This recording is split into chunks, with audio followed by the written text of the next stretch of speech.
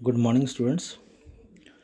आज हम जो लास्ट लेक्चर किया था regarding the to find the power और the heating effect that I have given in numerical in the series of parallel.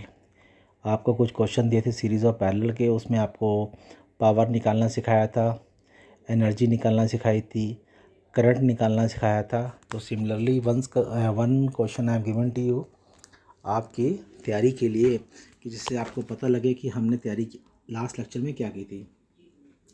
यहाँ question है, कंपेयर द पावर, आपने P निकालना है, used in 2 ohm resistor in each current. तो आपने यहाँ निकालना है ये कैसे क्या है। तो यहाँ पे लिखा है 6 volt battery in A series with 1 ohm and 2 ओम। हमें निकालना है 2 ओम का, तो आपके लिए 1 ओम एक्स्ट्रा दे रखा है। तो मैं एक पार्ट करा रहा हूँ, दूसरा पार्ट सेम रिपीट कर रहा हूँ कि वही चीज़ है जो लास्ट लेक्चर में मैंने आपको सिखाया था। तो यहाँ पे नोट करना बेटे। तो नेक्स्ट चलते हैं दिखाने के लिए कि फॉर्मूला लिखा है बेटा वही same, P is equal to V I. V क्या होता है, I इंटू आर। फॉर्मूले में रिप्लेस किया, फॉर्मूला बन गया I स्क्वायर आर। तो ये आपको दे दिया हमने पैरेलल में कनेक्शन 2 ओम सीरीज़ में, कि 1 ओम एंड 2 ओम सीरीज़ में दे दिया। तो यहाँ पे टोटल वोल्ट क्या है 6, टोटल रेसिस्टेंस क्या है 3। तो V क्या होता है आई आर। तो वैल्यू पुट की आपने यहाँ से I निकाल लिया। और क्या बताया था यस्टरडे कि सीरीज़ में करंट हमेशा क्या होता है सेम।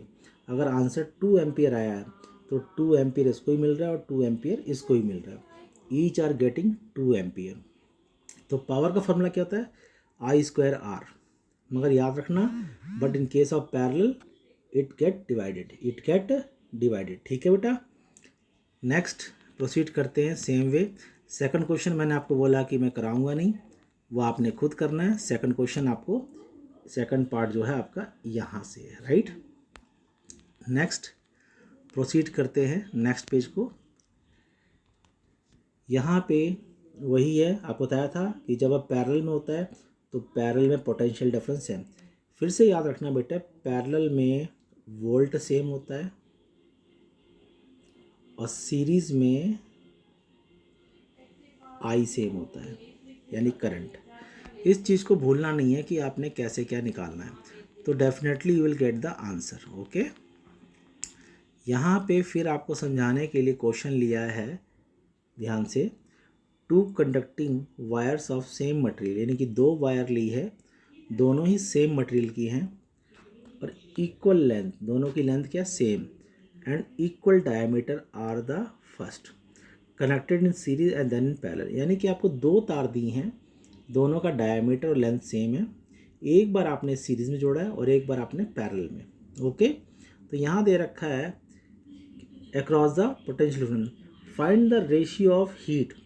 हीट का फॉर्मूला क्या था I स्क्वायर आर टी। क्या था बेटा I square R into T.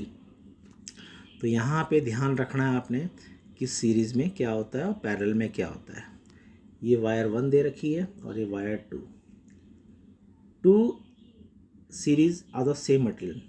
तो रेसिस्टिविटी क्या होगी दोनों की सेम, क्योंकि रेसिस्टिविटी का अकॉर्डिंग क्या है कि अगर लेंथ और एरिया सेम है तो रेसिस्टिविटी भी दोनों की क्या होगी सेम, क्योंकि रेसिस्टिविटी का फॉर्मूला होता है rho equal to R A upon में एल। ओके बेटा। तो ये ध्यान रखना। तो ये फॉर्मूला हम जब करते हैं तो ध्यान रखना है कि हमने कैसे क्या करना है। अब आते हैं, क्योंकि हमें रेशियो निकालनी है हीट प्रोड्यूस की, यानी कि H को निकालना है। तो यहाँ पे हम प्रोसीड करते हैं नेक्स्ट के लिए, नेक्स्ट पेज।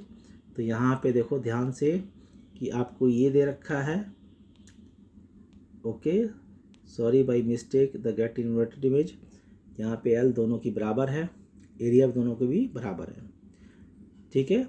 तो ये क्या होते हैं लॉजिकल क्वेश्चन, यानी 1 मार्क्स के। ओके, याद रहेगा। तो याद रखना कि जब कभी आप formula R A upon L equal to resistivity बना रहे हो तो रेसिस्टिविटी का संबंध लेंथ से इन्वर्सली है, एरिया से डायरेक्टली। अगर एरिया ज़्यादा होता है तो रेसिस्टिविटी भी ज़्यादा। और यहाँ पे एक बात मत भूलना बेटे, whenever you trying to find area, जब भी आप ऐसे न्यूमेरिकल का एरिया निकालते हो you have to apply formula pi r square हमेशा, area is equal to pi r square, okay. क्योंकि आप एरिया को मल्टीप्लाई किससे कर रहे हो, लेंथ से, तो क्या बन जाएगी, वॉल्यूम। इसलिए हम वॉल्यूम निकालते एरिया निकालते हैं, ओके बेटा। तो इस चीज़ को गलती मत करना कि कई बार बच्चों के मन में क्वेश्चन आते हैं कि सर वायर तो सिलेंड्रिकल का आकार की होती है। नहीं बेटे, आप एल को अलग ले रहे हो तो एरिया मीन्स अपर टॉप। अपर टॉप तार का कैसा होता है, ये तार है, इसका अपर टॉप क्या होता है, सर्कल होता है, इसलिए हम पाई आर स्क्वायर बोलते हैं, ओके। नेक्स्ट है practical application for the joule.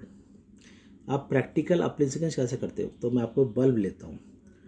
On passing current in a electric heat is release.